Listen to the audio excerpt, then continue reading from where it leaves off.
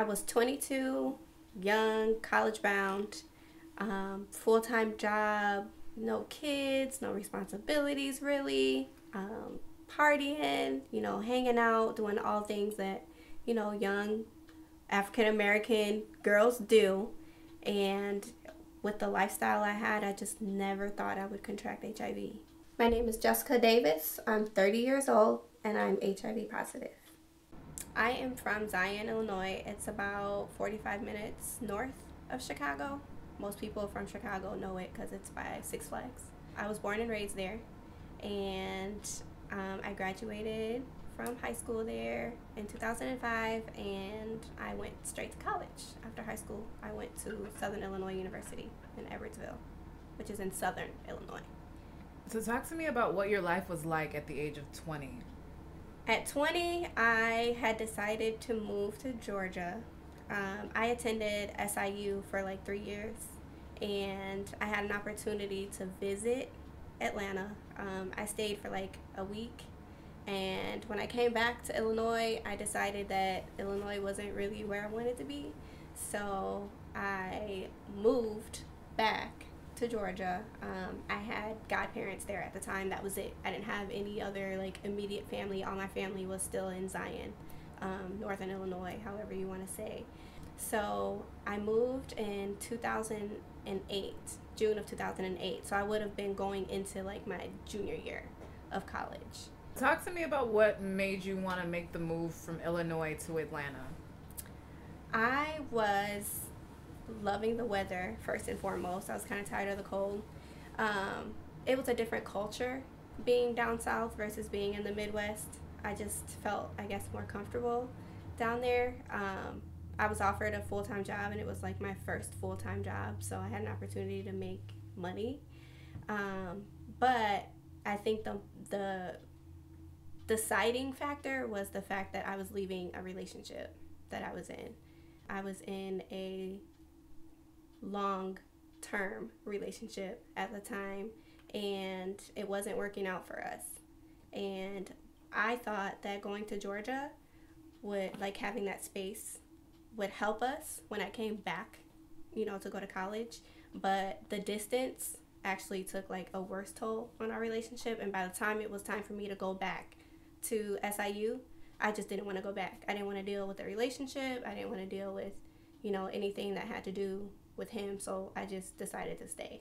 I met friends at my job that were attending like Clark Atlanta and Morehouse, so I used to go to the AUC, which is the Atlanta University Center. It's like all of those colleges together, and we used to go out there and just hang out and party, like every weekend. So I worked Monday through Friday, and on the weekend, it was like my fun time.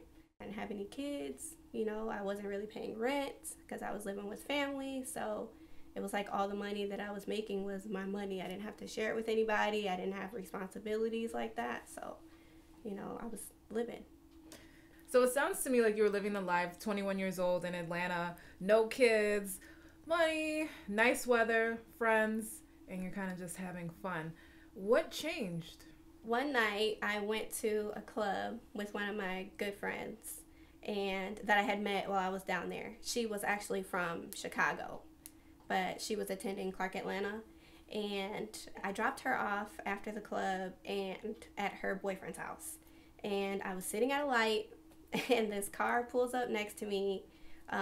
This guy is like telling me to roll my window down in the car, and I'm looking, and I'm like, I am not about to roll my window down. It's 3 o'clock in the morning, and I'm like, what is he doing out at 3 in the morning? And then I'm like, well, he's probably doing the same thing that I was doing, leaving the club. And every time I turned and looked, he was going like this to roll my window down. And I was like, the light was red, and it was just like one of those things where like the light never turned green, and I just rolled my window down.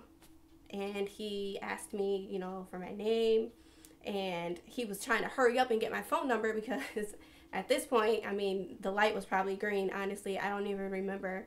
But I know there was nobody behind us because somebody would have been honking at us. But he asked for my number, and I was like really hesitant to give it to him. But I had only been in Georgia like 6 months, so I really didn't know anybody.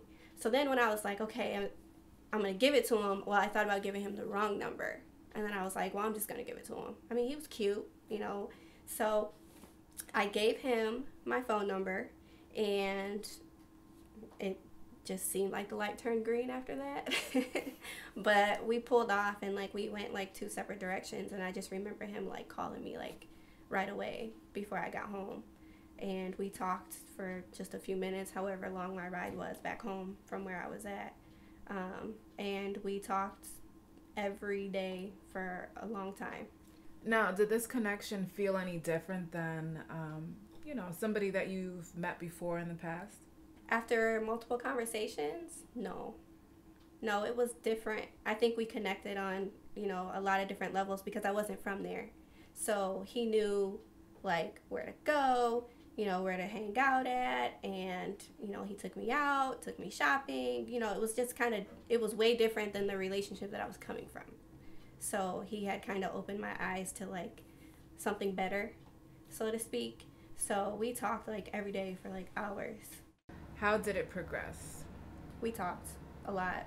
We spent a lot of time with each other because I was working, like, I don't know, like 6 a.m. to 3. And I didn't have any kids, so I used to just get off work, go hang out at his house or whatever. Weekends, I didn't work weekends. So, we spent a lot of time together. And he didn't have kids either.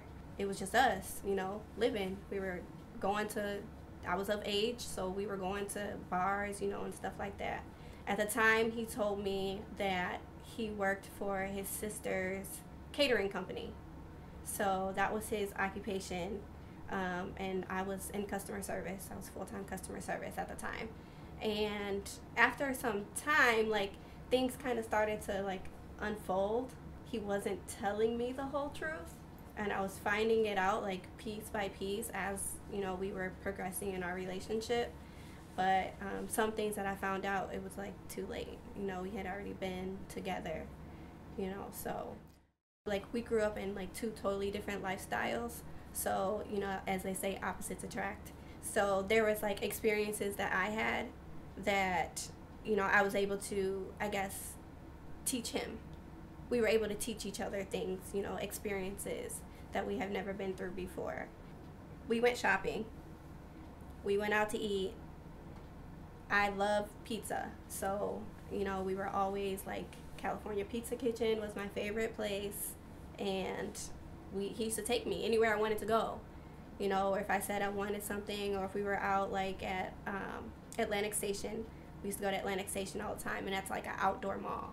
So if we were just, like, walking around window shopping or whatever, and I say I want something or I saw something that I liked, he would get it for me. And he had a lot of money, like, cash. So I questioned it, but then I was like, whatever, he was paying, so I didn't ask. When did the red flags start to go off? When did you start noticing something wasn't right? One red flag came up, and from that day, it was just all, like, downhill. We went to a bar in the suburbs of Atlanta, and we got to the door, and the guard at the door said, he checked his ID, and he said, "Oh, you just made it." And it was his birthday. And I was confused because I'm like, he told me he was 21, turning 22.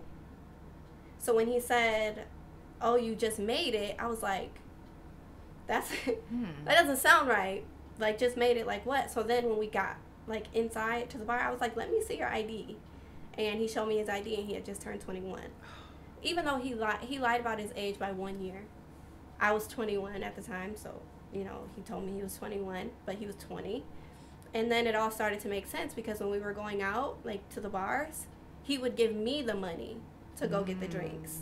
But he would never go up there and get the drinks himself, which I didn't care because he was paying for it, you know what I mean? But after that moment, it was just like I started to question everything. Like, okay, well, do you really work for a catering company? Because you don't get up every day and go to work.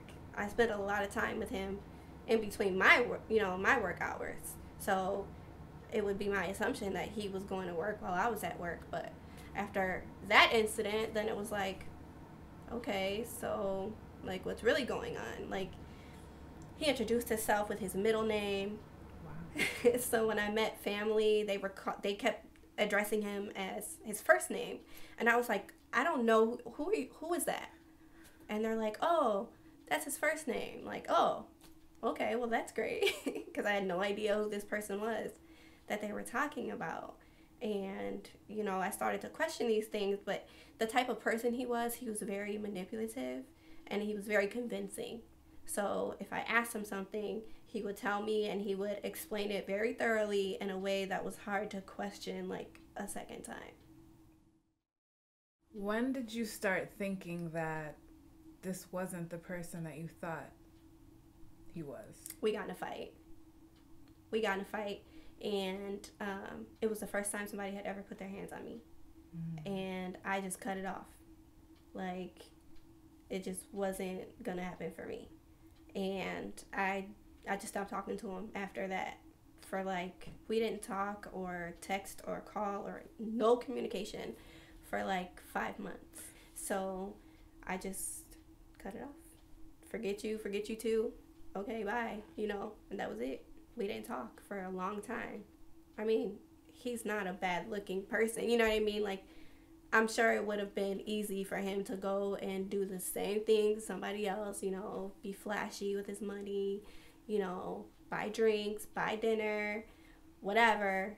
I mean, I'm sure he was just like, whatever, I'll just move on. You know, I dated after him, and 5 months went by, and he reached back out to me randomly one day. He just texted me, and I was like, who is this? By then I had deleted his phone number and everything. I was talking to somebody else at the time, and so when he texted me and told me who it was, I was just like, oh, hey. And he's like, you know, we started talking again. He wanted to see me, you know, kind of thing. And I was like really hesitant at first, but, you know, I just gave him the second chance anyway. So when me and him had broke up the first time, I found a roommate. And we moved into like a 2-bedroom, 2-bath roommate style apartment. And we just couldn't get along. One day we both had just had it with each other, and we ended up fighting. After the fight, my lymph nodes had swelled like real bad. I was like, let me just go to my primary care to see what's going on, because she had bit me when we were fighting. And so I went to primary care, and he checked all my lymph nodes. So one was like protruding out of my neck. You could see it, but I didn't know what a lymph node was. I didn't know like where they were. So the doctor checked all of them, and they go like down the side of your neck and like in your groin and like under your arms, and they were all swollen from what my primary care doctor told me. He couldn't figure out why they were all swollen. So after visiting him like 3 times, he referred me to an ear, nose, and throat doctor. He sent back for me to come back, I think like a week later.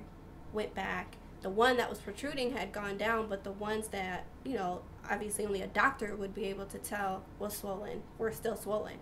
So he told me to come back again like 3 weeks later. I'm Googling like swollen lymph nodes or whatever, and I'm like doing the research. Like, it's just crazy stuff that pops up. Like, you know how it is when you research on the internet. So then I'm looking at the symptoms, like flu-like symptoms or, you know, fatigue or whatever it may be. And I'm like, no, you know, it wasn't nothing. So when I went back and he said he couldn't figure out what it was, he was going to have to send me to a specialist. I still was kind of like, I just had a fight. Like, this can't be like that big of a deal. Did you have any of the classic symptoms, fever, night sweats, anything like that? No. So you felt perfectly fine? I felt perfectly fine. So he continues to try to diagnose you, and he can't figure out what the diagnosis is? Right. Because he was a primary care. He didn't have like a specialization like ear, nose, and throat or HIV or internal medicine or anything like that. So he referred me to someone that did. So when I went to the ENT, he did like blood tests, and I remember him looking in the back of my throat, And after he did that, he said, well, it looks like, HIV, but it could be lymphoma. We're going to have to send the blood work out and schedule you for a biopsy. Like, what? So I let him do what he needed to do. And when I left, I was back doing my research. Like, okay, well, if it's HIV, it was like flu-like symptoms, or, like you said, like sweats and fatigue, things like that. And I didn't have any of that. I didn't have anything. I felt like completely fine. And so then I'm like, okay, cancer, right? Lymphoma. So I'm like looking for symptoms of such, and like there was nothing. So then I was still convinced that it was nothing. So when he's sitting in the doctor's office, he just casually says to you it's either HIV or cancer. What's going through your mind at that point? I was kind of like, no way. But I needed to do the research myself, because if it was, A or B, like, shouldn't I be feeling something? Shouldn't I be feeling a kind of way, or something? And so I wasn't really like worried about it until I left and I was able to do the research. And then even after the research, I was like, well, maybe it's nothing. Because, doctors do that. They have to set, proper expectations, so to speak. So if he would have said, oh, it doesn't look like anything, and then it came back and it was cancer, that would have been worse than saying, well, it looks like this, but it could be nothing. You know what I mean? So I think he did his part and, kind of straying in the middle. And then when I went in, for the surgery, he sat me down and told me that my blood test had come back. And he said there were some positives. And so I was thinking, like, positives? Like, what exactly does that mean? But I was at the hospital, and I remember I couldn't drive because the surgery was going to cause me to have to, like, go under. So I wasn't going to be able to operate a vehicle when I woke up. So I had my godparents with me. And so when he sat me down and said that there were some positives that came back on my test, I asked my godparents to leave the room so that he could tell me what those positives were.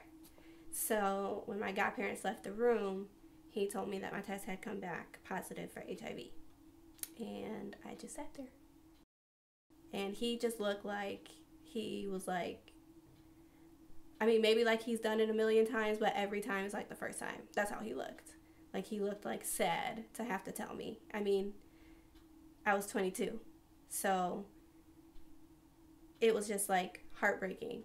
And even after he told me, I really didn't know what it was. I really didn't know what that meant for me, how my life was going to change.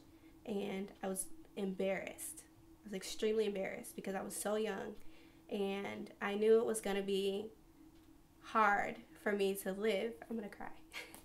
I knew it was going to be hard for me to still maintain, like, the lifestyle that I had now that I had HIV. My mom wasn't there. My dad wasn't there. Nobody was there for me at the time, like, physically there. So I called my mom. And I told her. And she wanted to talk to my godparents because she didn't believe me. And she's like, is this real? She asked my godmom if it was real. And she was like, yeah. We were all still at the hospital.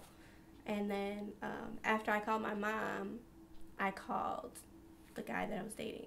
So sitting in the office after he told you your diagnosis, what was your first thought and initial reaction? I didn't say anything. I was just shocked. Like, in my mind, I think it was just a matter of, like, I don't even know what that is. I don't even know, like, I heard of it, but... What did you know about it at the time? Nothing. I knew what it stood for. I knew what the acronym stood for, but that was all I knew. I knew it was, it sexually transmitted, right? But there's other ways that you can get the virus. Well, I didn't know that at the time, and it was just like, I knew that I had a lot of research that I had to do because I had no idea what that meant for me now. and how my lifestyle was going to change. I mean, even when it came to like me telling like close friends, I think a lot of people just don't know what to say. Like, what do you say? Like, oh, the doctor just told me I have HIV. You know, it's like, what do you say? I'm sorry. You don't know what people want to hear, what they don't want to hear, how they feel, how they're going to take it. So you want to be careful. You know, you want to tread softly because it's a sensitive subject, especially for somebody that's 22 with no kids, full-time job, and now I have HIV. So, you know, how do you adjust? There was no easy part in accepting the fact that I had HIV now. It just wasn't easy at all. To tell the person that I was with, you know, at the time, that was hard too. I mean, I told the guy that I was dating at the time, and I asked him to get tested. And I said, if you test negative, you know, I don't want to pursue this relationship anymore because I can't be liable. I didn't want to be liable if something like that would happen to him because I just found out how it felt, you know, to test positive, and I wouldn't wish that feeling on anybody. So he like went off, you know, well, that's not fair, you know, I still want to be with you either way, you know, this and that. And at that point I'm like, wow, like he really loves me, he really cares about me. And a couple months went by, and he said he went and got tested, and his test came back positive too.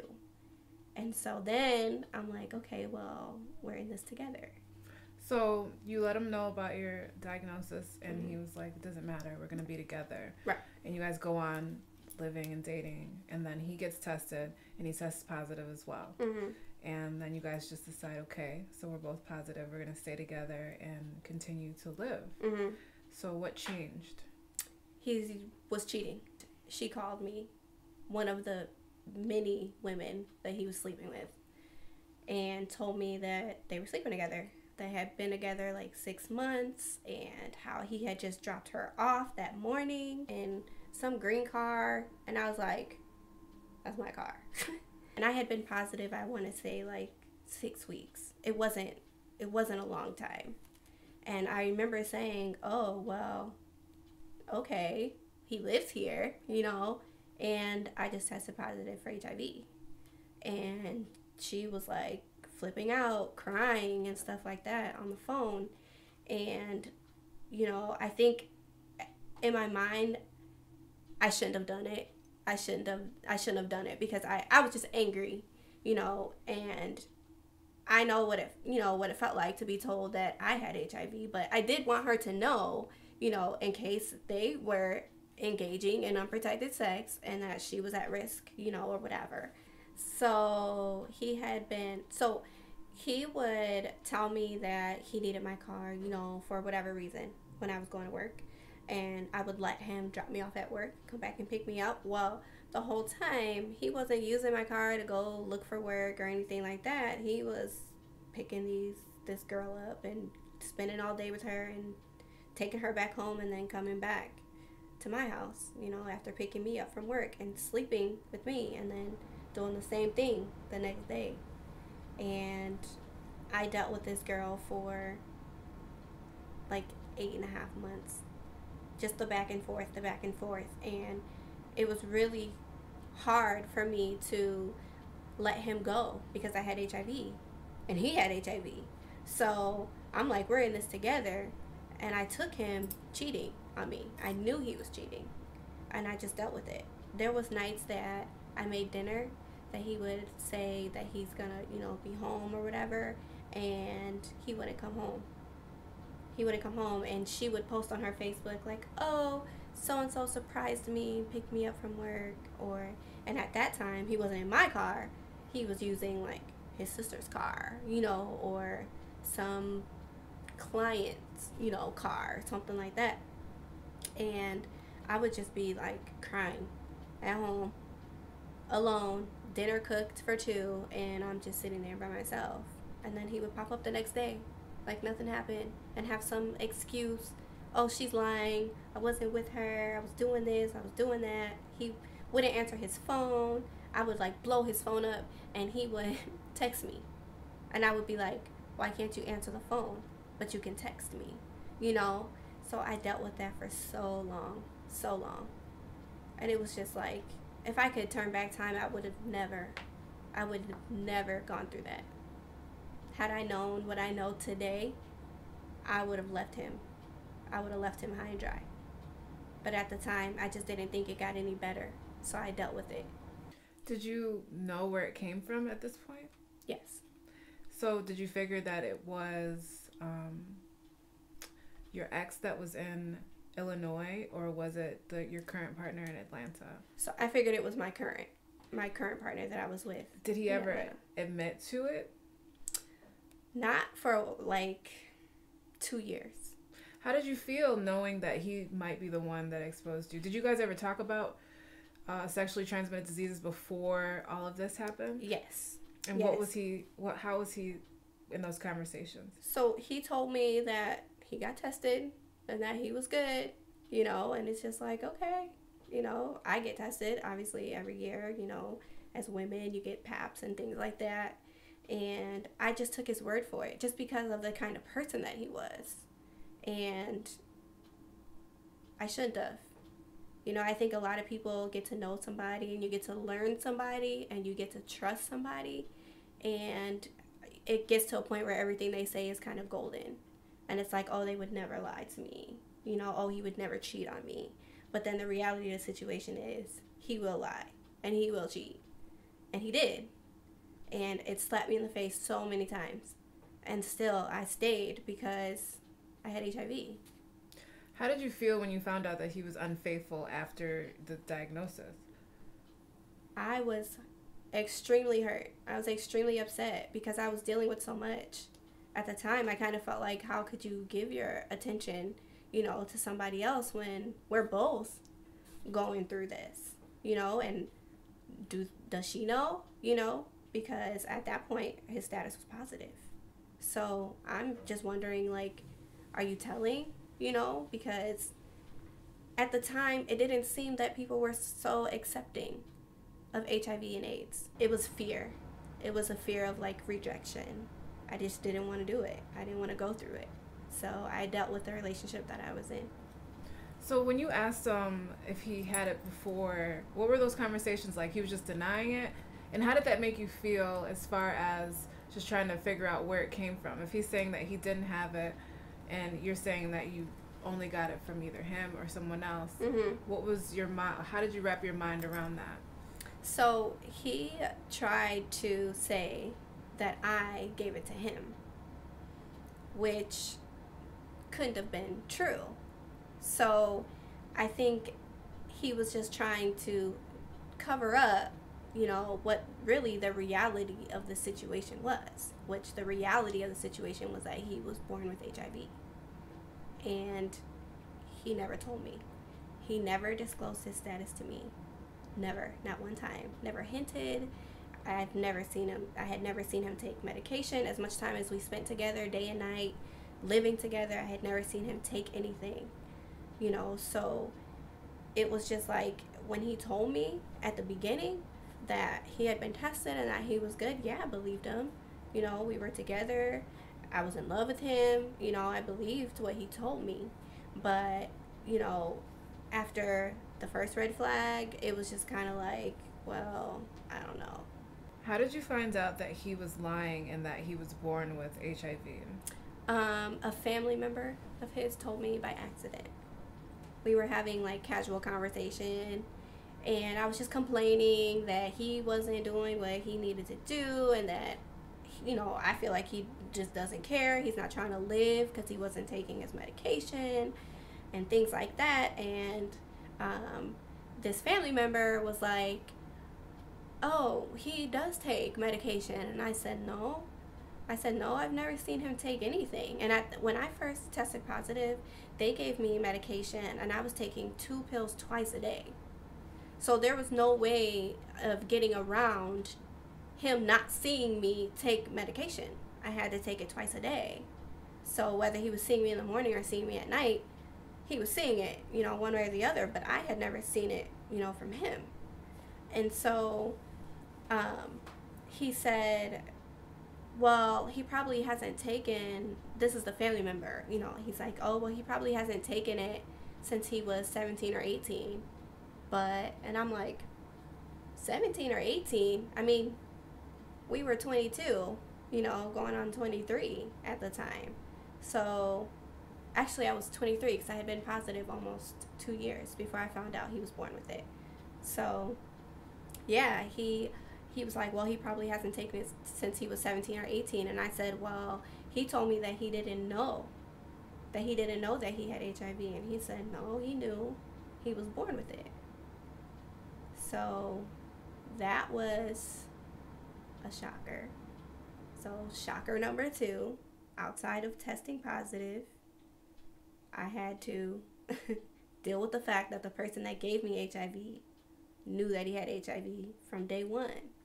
From the day that he told me to roll my window down in that car. Like, from the day he first laid down with me, from the day he moved into my house, you know, like, it's just all these things. Like, how do you wake up next to somebody every single day and know that you have HIV and this person has no idea? And you just go and just live. You go out, you cheat, you do whatever you want to do, and then you just come home. Like, it's nothing. And he denied and denied and denied. And then I think I finally threatened to sue him. I mean, technically, it's, you know, it's legalities, you know, behind all of that. But I think I threatened to sue him, not even knowing what my legal rights were with having HIV. But hell, I knew I had some kind of rights somewhere. And I said, if you don't tell me the truth, I'm going to sue you, you know, and he told me. He told me he doesn't like to talk about it. You know, it had to do with his parents and things like that. And I just lost it. I lost it. And he was in jail at the time for domestic battery. So we were having this conversation on however many minutes you get to talk to somebody in jail.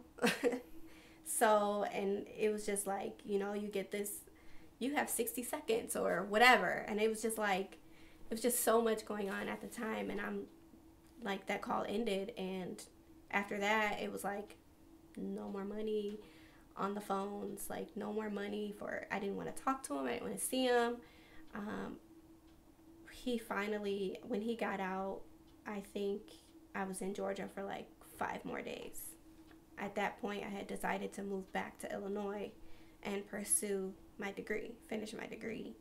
And he came knocking at my door, and there was boxes everywhere. And he was like, where are you going? I'm like, I'm out of here. You know, I didn't have a support system that I needed in Georgia. Like, I had my godparents, and they were very supportive. They were there from day one. But my family was here in Illinois. And, you know, that was 2011. So, I mean, I had already started, you know, my degree. So I was like, I might as well just go back and finish. So I went back to school.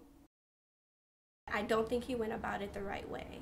And I can't say how it is to live from day one, you know, from the day that you come out with HIV, because I know what it's like to live with HIV from 22.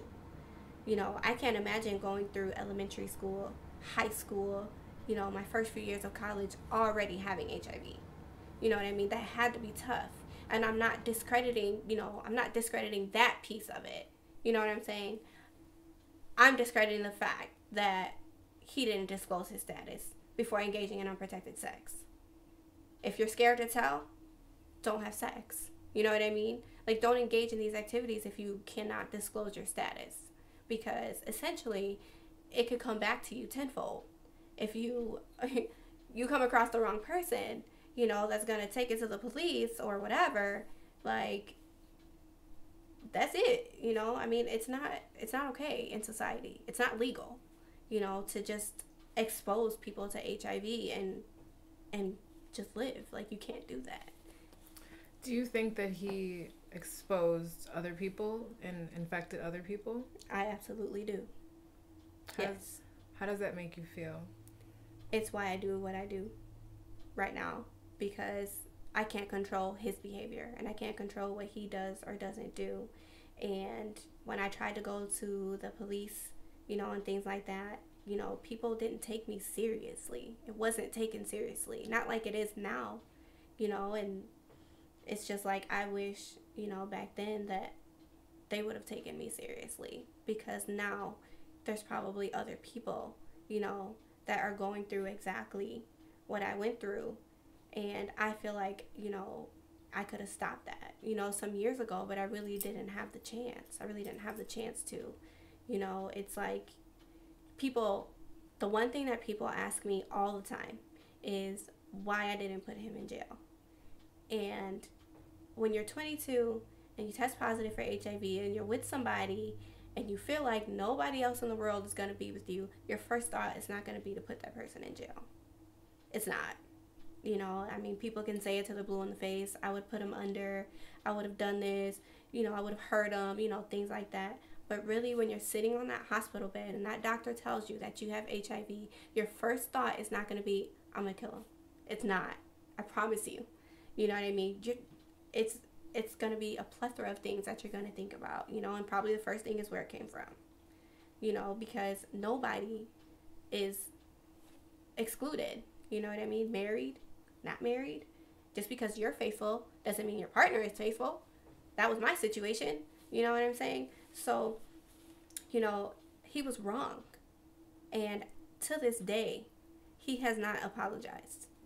And I think that if I got the apology that I think I deserve, that I would have more closure to my situation. But me advocating brings closure to my situation, because I didn't get that apology. I didn't get that, I'm so sorry that I flipped your whole life upside down at 22, and now I'm 30. So it's like, do I look for an apology still to this day? No, I'll never get it. But I don't want anybody to, go through that. If I can help it, I just want people to know and understand that it's not going to miss you for any reason at all. You have to take it upon yourself to be responsible. Where is he now? Where is he now? What happened to him? I'm not very sure. We don't really talk, at all. We still talked for a while, after the fact. But I have no idea. I don't know what he's up to, what he's doing, where he lives, anything like that. I just try to focus on what I want to do and where I want to go, with all of this. And I think that if he would have taken the steps that I took, that it would be a lot easier, on him. But, you can't make anybody do anything that they don't want to do. And like I said, I don't know what it's like to be born with HIV. And I know that has to be challenging, like very challenging, going through school and dating and things like that, at such a young age, and having to tell somebody that you have HIV, but I don't think that it's fair that you put that on somebody else now, because you knew how that felt, and now you put somebody else in that same exact position. So what he did was so horrific and horrible for not just letting you know. Do you feel that he's a bad person for this, knowing the person that he is and knowing, I guess, his circumstance and being born with it? Do you think it was destruction, trying to destroy? What do you think about this? I wouldn't say he's a bad person. I wouldn't say that.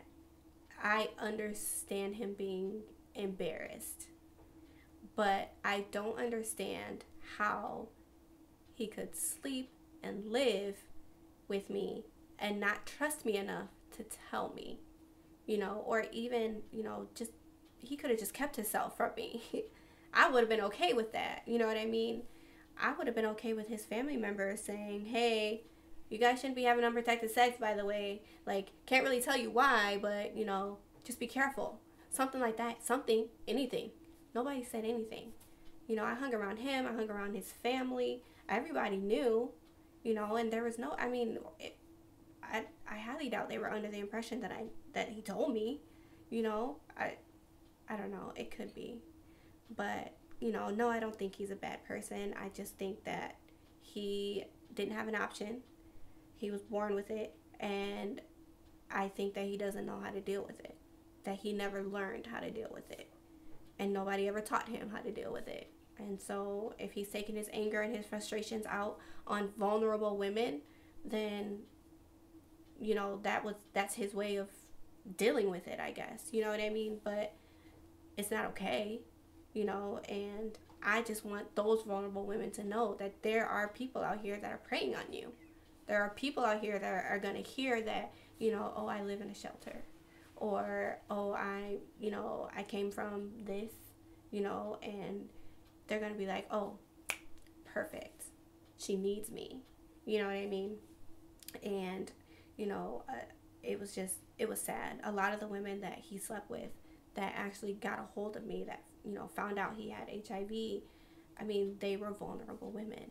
You know, they were in bad situations. So, you know, it's unfortunate. It's unfortunate to already be at the bottom and for somebody to kick you while you're down. And that's exactly what he was doing, you know. And so I came out to help those that may be in those situations. Like, you should never feel so low that you're settling for so much less than what you deserve. Because if I looked at the situation back then, I settled for so much less. I could have had so much more. And I just didn't. You said one of the things that drew you in, obviously at a young age, you were impressed by some of the flashier things that he had. Did you ever figure out what he did for a living? Yes, I did figure that out. He engaged in illegal activities for a living, and I just thought he was getting cash from his sister's catering or waiter or whatever it was, but that wasn't it. And, you know, when I finally got a glimpse, like a real live glimpse of his lifestyle, I was thrilled. It was thrilling because I grew up, I was very well off, and, you know, we never really struggled for anything, and I have never been exposed to drugs, you know, or anything like that. I had never seen like crack or in real life, you know, and these were things that I was seeing. And I was just like, I was loving it, you know, because I was such a good girl growing up. And it was just things that were, I was amused, you know, and I liked it. I liked the lifestyle. But, you know, after some time, you grow up and you're like, that was so dumb. That was so dumb. And I could have gotten in so much trouble if somebody ran up in that house, you know, or anything like that. But at the time, you're like, whatever. I'm eating my pizza that I love and drinking my orange pop that I love, that he pays for, and he's going to go out and do whatever he wants to do, and I have what I want. So, you know, it is what it is, but I was young. It's funny because, you know, being from the suburbs of Chicago, you lived a pretty privileged lifestyle. So it's like there's a piece of you that always wants that action and that suspense and that thrill because you've been sheltered. And I mean, that's completely understandable. So he was giving you a little bit of that action that you never got. He was showing me a side of the world that I had never seen before. And I was just like, wow, this is crazy. Like, this is like a movie, you know. But like I said, I was young. And if I got caught up in that kind of lifestyle today, you know, or that kind of person, I should say, today, like, that's how he's making his money, it's not for me. My life in 2018 consists of a husband, Jordan Davis. I have 3 kids, 7, 5, and 4 months. I have a degree in business management. I have a really good job. I'm a buyer, so I work in, like, supply chain. So it's a growing industry. I got a really good opportunity fresh out of college. My concerns initially entered into the relationship where how could I continue a relationship and not contract what you have? How can we continue to live together? The views from my family, I thought about that. The views from my friends, you know, what they would think. Thought about things that, what do I have to do as as for myself to stay protected, and what could we do together to in a relationship wise, behind. I really didn't have to think long and hard about it. I always wanted to be with Jessica back when we met the first time. I told her don't leave me, but she left me anyway. But now she's here, so that's all that matters. But no, tell you the truth, I didn't have to think long and hard about it. Not to say that I'm a risk taker. I accepted the challenge, and I thought more of, there's people with a lot less. They go through a lot more, as well as there's people with a lot more that go through a lot less. Who am I? The great thing in life is that as long as she's doing what she needs to do, we're both protected. She takes one pill a day. I, in return, take one preparatory pre-exposure pill every day. Two reasons I take that. One is to protect myself, even though I'm not going to say I don't have to, but as long as her count is low, I won't get infected. But on another hand, I take the medicine so she's not taking medicine alone.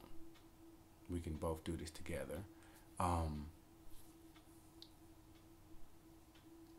Every day I tend to forget that she has HIV, tell you the truth. I mean, I don't let it be the highlight of my morning or the nightcap of my night, just something we live with. We have to live in our skin, nobody else.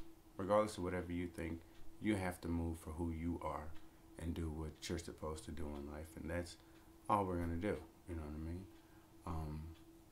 As far as somebody else looking in, wanting to know, or somebody else going through what we're going through, be cautious. And all you do, be cautious. Always think before you move. But know that today is better than yesterday. So the technology of 10 years ago is far more advanced now than it was then. So you can do more. So educate yourself, get tested, and just be happy. And take a chance, because you're going to take a chance. Take a chance, walk across the street every day. Take a chance. You'll learn something, and you'll gain some love from a place you never thought you'd get it from. What message would you give to young women right now, just living the lifestyle, I guess, that you were living before? Not that you were doing anything wrong. I mean, you were in a monogamous relationship with somebody that you loved and you trusted. You were basically playing all the cards right, and life happens. What would you say? What advice would you give to just young girls out there right now? Be careful. Don't trust everybody. Everything that glitters ain't gold. I mean, they say money makes the world go round, but money got me in a lot of trouble.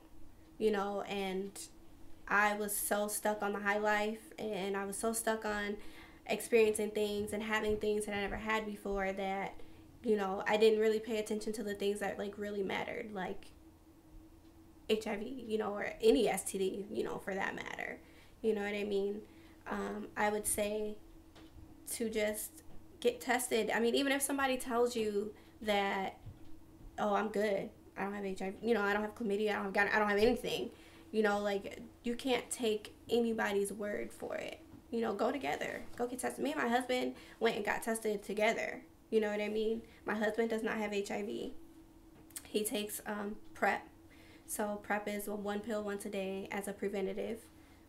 So, there's measures that can be taken, and there's people out there that are going to accept the fact that, you have HIV and they don't, and there's people that are going to still want to get to know you and get to learn you and love you just the way that you are. HIV, AIDS, anything. It's out there, and I didn't think it was out there at 22, and I didn't have anybody, to look up to. I didn't have anybody that was okay with being HIV positive at such a young age. I had to look for that, I had to search. I mean, it was like Magic Johnson, at the time. And it's like, I can't reach out to him. I can't, talk to him personally and get his experiences. And, like, the music industry played a huge role in my life. Like, it still does, especially when I tested positive, because music was like, it was like my therapy. And I remember Monica's album, Still Standing, came out right after I tested positive. If I am correct, it had to be like 2010, because I tested positive at the end of 2009. And till this day, I cannot listen to the album because it just takes me through so much of these traumatizing, experiences. And she had this Still Standing song, and I just used to play it back to back to back because I had to keep telling myself that I needed to still stand, that I needed to be this person that was really, really hard to be for my kids, and it was just like, listening to that song was like, okay, I'm gonna get through it. And it was so much music that was just like motivating me, that was like, okay, like, people, they go through this and they experience this and they make music out of it, like, I'm no singer, I'm no rapper, but I can make something out of it. I can make something out of this experience. So talk to me about what it's like living with HIV if you don't have insurance. Expensive. So the medication I take now is probably about $3,000 a month without medical benefits. I used to take 2 pills back when I was pregnant, because some medications are not proven to be safe during pregnancy. So that was totaling almost $5,000. So without medical benefits, it's so expensive. I've been blessed, to have a good job with good benefits. But, even with a plan, let's say, right, your plan pays 25%. I'm sorry, your plan pays in 75% and you're only responsible for 25% of your prescription. I mean, 25% of $5,000. You know what I mean? It's a lot of money. So thankfully, they have organizations and resources that will provide assistance with your copays for the drugs that you need. So talk to me a little bit about some of the myths, and let's just dispel some of the rigmarole that's out there about the virus. Talk to me a little bit about what you encounter as far as people's ignorance. So you can't get it through sweat or tears or drinking after somebody, sitting on the toilet behind somebody. There was a lot of things like that happened to me over the years, where I remember I was working part-time at a retail store, and I had closed the door in the stall, and when I was locking it, I cut my finger. And my store manager at the time, I had told her I had HIV. I mean, at this time, I was already like, whatever. And she like blocked off the bathroom, like nobody could go in there, called maintenance, told them that, by the way. And it's just like, that's unnecessary. Like, I just cut my finger a little bit, When I first tested positive, I had accidentally cut my finger cutting open some bacon. And, a family member of mine is like, are you okay? Can you still cook? Like, do you need this and that? And I'm like, I'm fine. I think that people need to understand that, sex, unprotected sex, blood, right? So, like, needles, that's a common way of contracting the virus, and breast milk. So, with all 3 of my kids, I was not able to breastfeed. So, those are the ways that you get HIV. So it's, it's pretty hard. It's pretty hard when you're HIV positive, because you don't understand that perspective from somebody that doesn't live with HIV. To me, I think it's appalling that people think that you can get HIV from somebody else's sweat, but it makes sense, because if you do the research, right?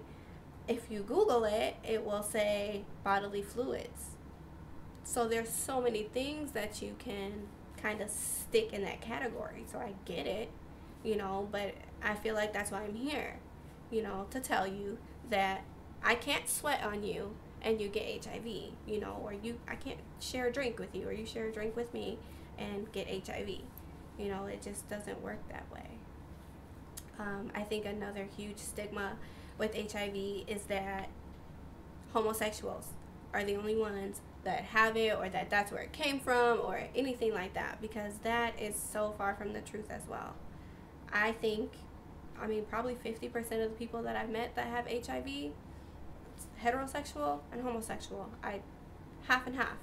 I don't think that it's going to miss you because you're heterosexual. It's not going to happen. It doesn't just happen to a category of people. It doesn't just happen to black people. It doesn't just happen to white people or Hispanics or Asians. It happens to everybody. It doesn't just happen to 20-year-olds and 30-year-olds. Like, it happens to everybody. HIV is actually, the rate is going up in nursing homes. You know what I mean? So it's like people are out here having unprotected sex regardless of their age, right? Because we have a lot of people that are very young that are having babies these days, so just know and understand that it's not going to miss you because you have $1 million, and it's not going to miss you because you broke, or because you have $1 in your pocket. It doesn't discriminate by race, creed, color, religion, ethnicity, anything. Everybody. If you're engaging in these activities that are going to cause you to contract the virus, then there's a chance that you can contract the virus, regardless of your status in society. That doesn't make you, give you this invisible shield, I guess, against HIV. It doesn't work that way. So that's what they call the magnetic couple, because he's negative and I'm positive. So it's like interesting, the terminology that they use. So when we advocate together, then that's what we kind of use, magnetic. And he advocates with me. I let him come along. HIV saved my life. He has to say that.